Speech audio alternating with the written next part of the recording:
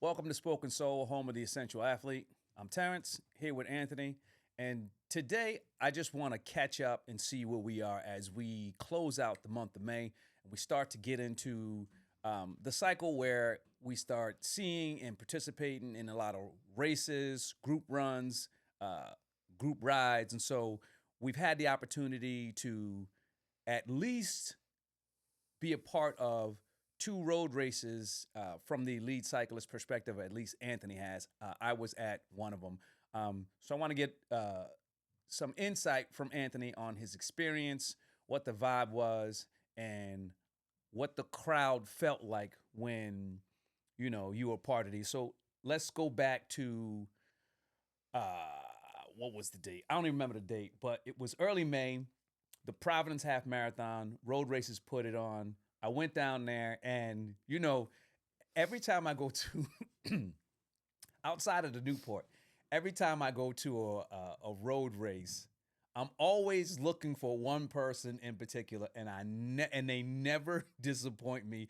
And I can't go without mentioning Mike Proto, who showed up as usual in Mike Proto fashion with his bikini-like shorts, with his raccoon hat, dancing. And I gotta make sure I cut this in because I got it all on camera.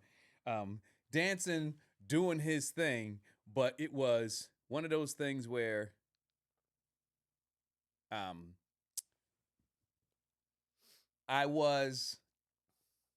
I felt at home because it was a true Mike Proto moment, one of the original hydration boys, and everything just felt right. You're right. You're right. And you said that you say that too. I got a picture of.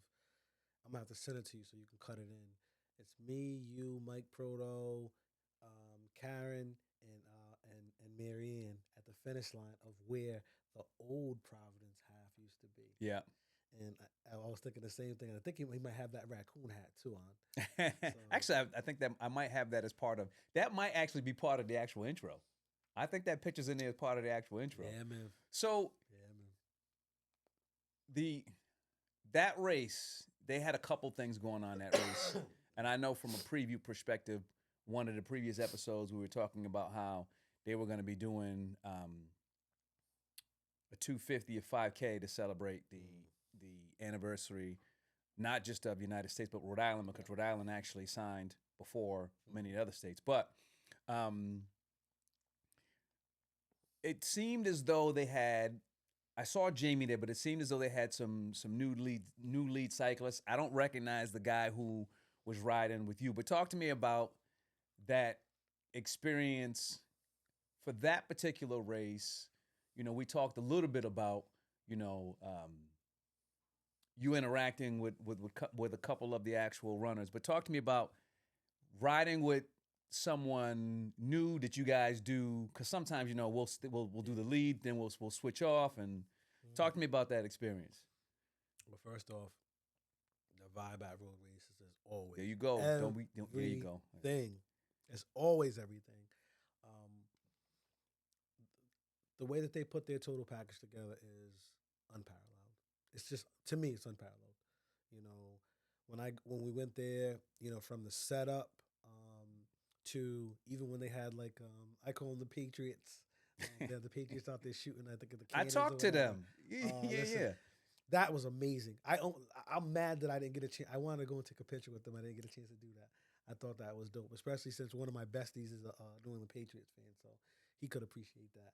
I do the Patriots at the game where they shoot the cannons or whatever Yeah. when they score. I'm a Dallas fan anyway, by the way. But So everyone knows that. See, now they are a reenactment yes, group, right? yes, reenactment group, which was And they're looking for members. are they? I taught.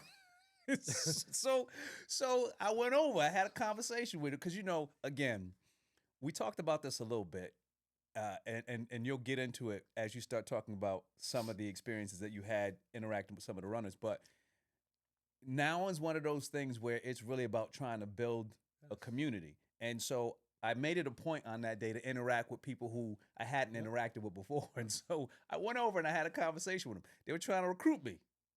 It was like, they said from now until September, they have an event like every weekend. We should do that, yo. We should. Not I every don't know, weekend. man. It's every but weekend, listen, man. I would like to try that once to put the little white wig on or whatever it is. Oh man, listen, I'm for it. Listen, I'm for it. Hey, it's modern day cosplay. Yeah. That would be funny just to do it once, man. Yeah, they said every weekend. I was like, I don't know. That's a lot. It is a lot. It is a lot. But from the fashion side, them uniforms is banging, man. Yeah. They're banging. But yes, it was. I mean, again, the experience overall was amazing. Like you said, like when I sit and I think about the community, it's about that. It's always about the runners. It's always about the athletes and about giving back. I mean, it was amazing. From a volunteer perspective. Excuse me. From a volunteer perspective, the new person, we stayed together originally, and I don't want to say I pulled rank on him because I had done it, but yeah, like we rode together for most of it, and then with the first place person, and he's like, "Oh, how do you want to do it?" And listen, I got seniority, so I'm never, if I'm riding with a new runner, like he got to go back with the first place woman, like that's just how it is. So we ended up splitting off about probably mile 8. Oh, that's right. And so you did the marathon. Because I think Jamie did the half marathon. Yeah, I did the full. Yeah. So like at about 11, 12, we split off because she had asked me, she's like, "Oh, you want to do the?" It doesn't matter. Like, yeah. For me, and I get that full ride in. Yes. Yeah. Yes. And we talked about it a little bit beforehand. The ride served two purposes. For me anyway. The way that we're doing them now is because it's a good season opener to kind of transition from the trainer to on the road. You get a chance to kind of see, all right, how does it really look? Yeah. From Zwift. Shout out to Zwift. We're looking for sponsors too if you want to sponsor us. But how you're transitioning from Zwift, getting back into the road, how those things work, how it transitions, and what it really looks like from the digital road to the real road. Because it's different. Oh, listen. It is different. I'll tell you something. I don't care what anyone says. And that's why I love road races, too. They have those little races. They say, oh, it's primarily this. Ain't nothing flat about Providence. Like, when I went and I sat back and I looked at the elevation, I'm like, this is a sneaky, almost 1,000 elevation. And there's one hill over near Blackstone Boulevard. Yeah. We used to run it. And, oh, my God. I saw that hill. I had PTSD. I was like, oh, my God. But, again, you get a chance to kind of gauge that indoor training that you did throughout, bringing it into into the real world. But it was cool too. I think it's a very nice scenic route. And I don't really care for bike paths, but I love the way it goes through the city. Yeah, hits the bike path. You get a chance to see. I think it's over near Bristol.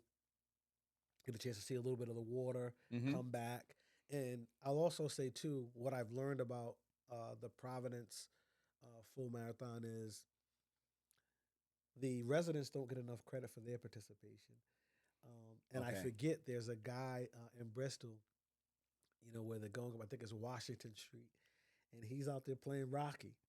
Right, I hear scene, and I'm like, oh, yeah, like in my mind, I'm like, I forgot about that. Yeah. They don't get enough credit. And there was another section where there were some young kids out there with their parents handing out waters and bananas, and it was cool. That's you know what I mean. Again, so when that's the type of stuff that makes you want to say, okay, well, I want to be a part of this community. Yes.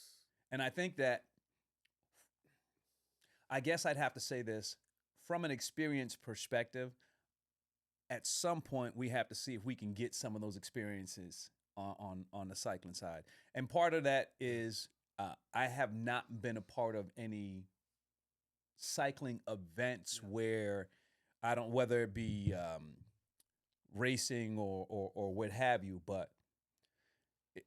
it's an experience when you're part of those running events like that. And I remember the Rocky dude, and I actually remember him from when I ran in the wrong course and was on the full course of the Providence years back.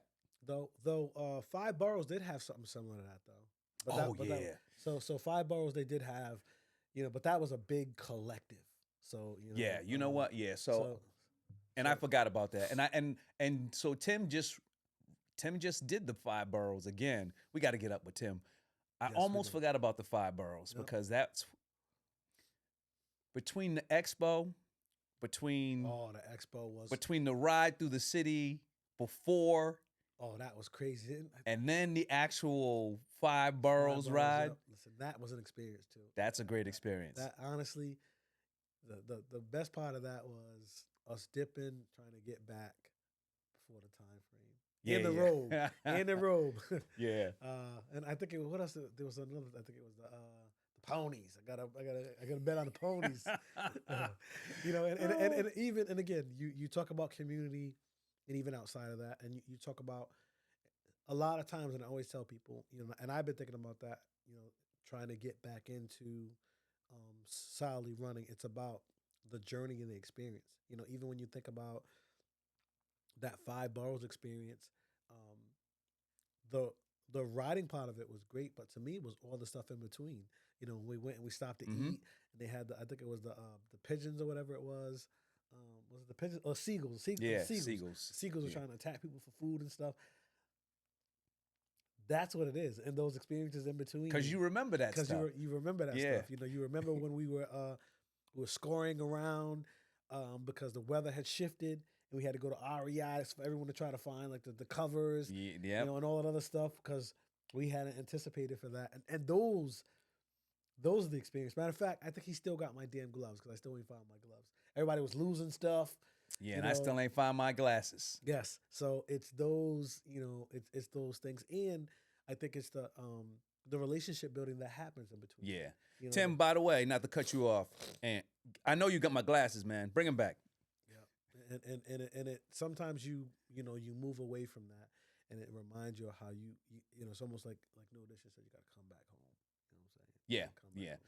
So, talk to me a little bit about going back to the Providence. You pulling rank. You pulling rank on the new Cyclist. I sure did.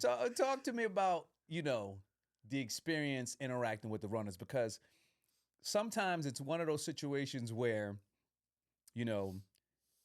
you're helping someone navigate this course. Yep. And it can get real quiet. And there's that moment when you want to encourage them, but you don't want to throw them off. Yep. You don't know it, whether or not their personality is going to actually, be open to that. Yep. So what was that like? I always my thing is I always I never, as a runner, I never want to give anyone an unfair advantage. But and I don't think that we do, but I think like for me, it's always, and I shouldn't say it because I know that Terrance is going to hold this against me forever. I'm going to hold against you? Because he likens this to me like when I cycle. So to me, I'm that fourth quarter person, whether it's running, biking, swimming, whatever it is, I'm all fourth quarter. So when it gets to a certain point, I'm going to flip the switch. So to me, on any of the races, I always lay back in the cut until about the last 5K of whatever the race may be. Because that's, and at least I'm consistent with what I do, bro. You know what I'm saying? So the last, I'll gauge out and make sure, the first 3 quarters or whatever percentage of the race that it is, that I'm locked in. So I get them on their turns and I'm locked in with that. So, they're where they are with that. Now, by the time the fourth quarter comes, where it's that third, the 5K that's left, at that point, someone's already established who they like the one so far. It's never been, because we're riding, we're looking back, so we have a gauge as far as who's where, and for the most part, at that point, someone has clearly established who they are. Yep. So at that point, and as a runner, at that point that person may be in their, they may be in their mind mentally about, whether can I hold on or that, whatever that may be. So at that point, I'll normally drop back and I'll engage a little bit to see where they're at, because you don't want to mess up anyone's experience. Yeah. So I normally drop back like with the last guy when he was there. I could clearly see he had like a half mile on him. So I dropped back, was like, hey, you're looking good. Just give him a card. Hey, you're looking good. And then I'm like, me, because we're runners. I'm like, listen, it's championship. Listen, it's championship miles. What's up? What's up? And he was receptive. He just looked at me. He did that. I went back. After it was at that. After that, we got to that. We'll get to mile two. Mile two. I shouted out, drop back a little bit. Mile two. Last mile. Mile one. I said, "What's up, man? You got to bring this home." So I'm cheerleading because I'm excited. I'm right there. It's like being at a championship game and being on the court. Yeah. That's the best experience with it. So, and through all of that, mind you, what's so exciting about it is the 5K is interacting with the half marathon for the last one that I did. So we're dipping and weaving. You're trying to clear a course for them. You're riding up, telling people on your left, on your left, on your left. People won't move, so you got to get up like, yo, get over. You know what I'm saying? He's bobbing and weaving. Yeah. You know what I'm saying? So it's like that excitement and it's like that apex. I'm glad you mentioned that, because if there's one gripe that I actually have, it is that. Yep. And I go back to last year's Providence. Yep. And you were with the front runner. Jamie was with the first female, or at least I thought Jamie was with the first female. And so I was staying with the second place guy because the first place had opened up such a large gap. And then second place had such a large gap. But when we get back to where the 5K and the halves, the challenge that I saw, the challenge that I had in that situation was, as I was trying to navigate for this person to actually get through all those individuals, most of them had their headphones in. Yep. They weren't hearing "Get to the Side." Yep. And what ended up happening was they were impeding me and I started to impede him. And so at that point, I just said, the rest of it is bike path. Do you? Because it made it was easier for him to weave in and out of those people as opposed to me being on the actual bike. You're right. So that's the only gripe that I have with when you do marathon, half marathon, and 5K, and the finish is around that. Yeah. The end of the route is at the same place, because it always ends up where you have those people who are on that cusp of being elite or great in that marathon pace. They're going to run into those individuals. But other than that, I mean, it's always a great experience. It's always a great experience. Even and for both of them too, it's good just to interact. I think sometimes, and for me especially, because I haven't raced and I just signed up for a race too. I don't know if we're gonna get to that. No, we're gonna get to that. We're gonna get to that. But for me, I think it's almost like that. It's like you're building off the vibe of other people. I think I told you, I went and after the second one I did for the Rhode Island Half Marathon, I was souped in my mind. I'm like that. Again, that young boy put it on him. Yeah. So I'm glad you mentioned that. Well, here's one point I'll say too when it comes to, interacting and being that lead cyclist. Sometimes for me, man, I'm living vicariously through the person who's actually running. You're right. Yeah. Listen, it was amazing because and I think, not only the living vicariously, but I also think it's the piece where you go back to connection.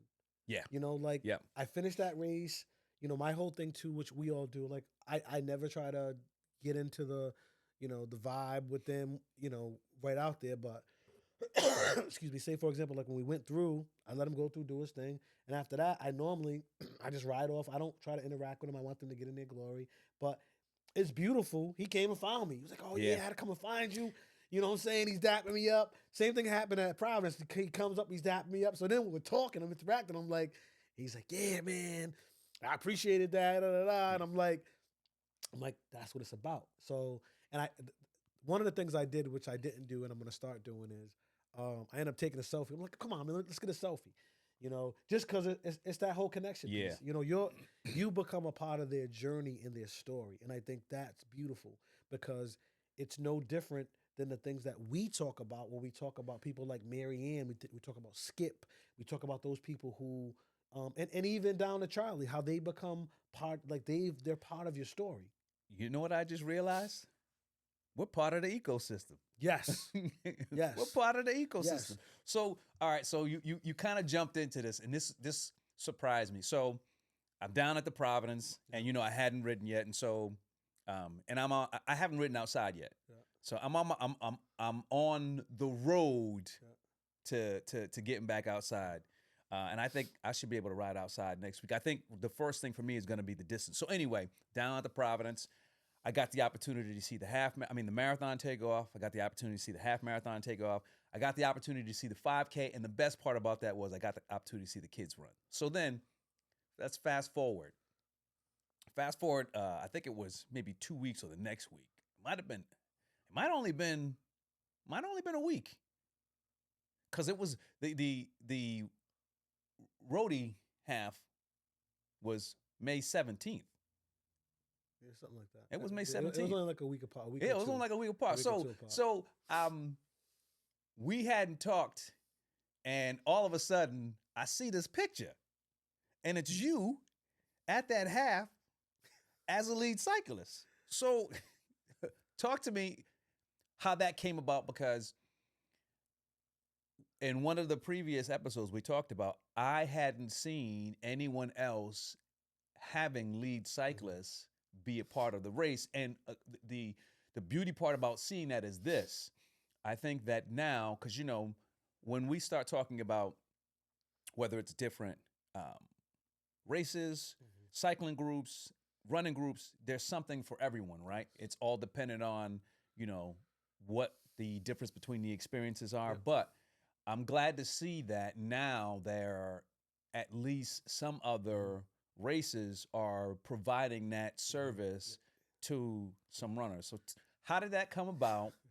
What was the experience like, and was it what you expected? And when I say was it what you expected, was it a situation where you got used to, because there's a certain vibe and there's a certain level of experience that you get when you are a lead cyclist for road races. Yep.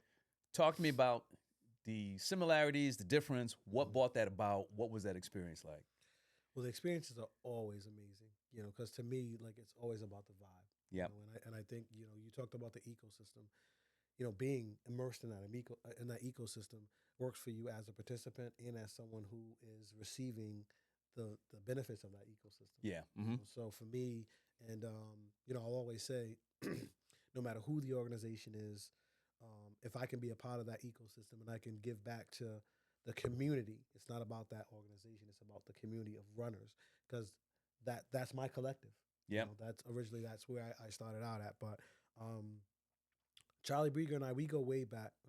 As a matter of fact, because initially, he was one of the people who actually, I guess, I want to say influenced, but he, when we wanted to start a running club, he was very supportive of that. When we first started, before road races and all that, that's where we were in tune. We run this town with, Run Roadie. We were in tune with them. Yeah. If you go and you look back historically, that's where, a lot of our big photos were. So he was instrumental with that, and so he had reached out. I guess I'm assuming, because he's a part of the We Run This Town group, and he must have seen the photos from. Okay. From road races, and asked, reached out, hey, can you do it? And of course, if I'm available, I'm always going to do that, because again, to me, it's all about the collective. It's all about the vibe. It's all about the people. You know what I mean? Like, to me, at the end of the day, and I always tell people this, no matter what, relationships matter. And it's always about the people because at the end of the day, you know, my experience as my journey and my experience as a hustler, specifically, you know, whether that have being a runner, a cyclist, a triathlete, it's always been about the people. It's about those people you run into, those people when, you know, you think you have nothing left and that person's like, nah, come on, you got it, yeah, I got it, let's go. You know, like Tempo T, one more motherfucking mile. You know, like that, but that's the beauty of it, you know. So, you know, he reaches out to me, he's like, oh, okay, you know, I'm like, all right, no problem. So we end up doing it. The crowd was amazing. I mean, it did like it literally was I would have to say probably at least 3,000 people. So crowd wise, it was cool.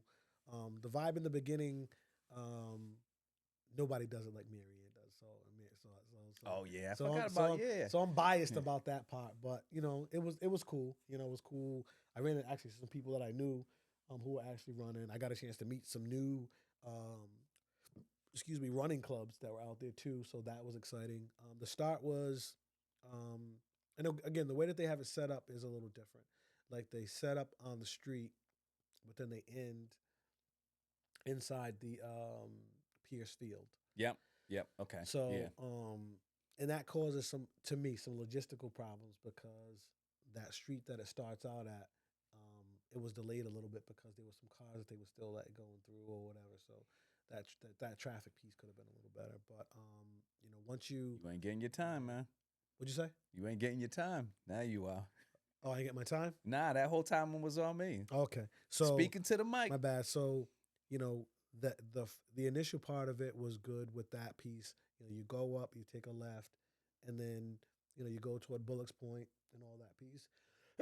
Excuse me, which is good, and it was good. Like it was well manned. I was also happy to see like I saw some families out throughout that too cheering on. So that was kind of cool. And to me especially, it's always about the kids. Like not that the adult you know people cheering on us, but it's always cool to see the Yeah. kids because in my mind it's like they're future hustlers. So in my mind, you know, they're seeing it now and eventually they may want to do it. So that always excites me. Yeah. Um, but overall, I mean, the vibe was pretty good.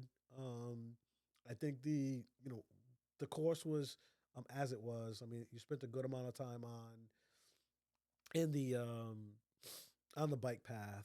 The ending was good where it goes into the field and they make the whole announcement that you know this is how the Olympic runners did it. Blah blah blah. I think the setup piece, as far as the experience, um, could be different from my perspective. Yeah. I think and again, maybe it's the whole fashionista piece of me too, but the layout of it. You were coming off Fashion Week. Yeah, I was coming. I was coming off Fashion Week, so the layout to me could have been a little more participant friendly. You know, like at the gold line they have. Excuse me. At the goal line they have they have the band and they have like the water and they have some of the vendors, but it all just seemed a little scattered. But overall, though, I would give it a I'd give it a solid B. Good. You Good. know, I definitely give it a solid B.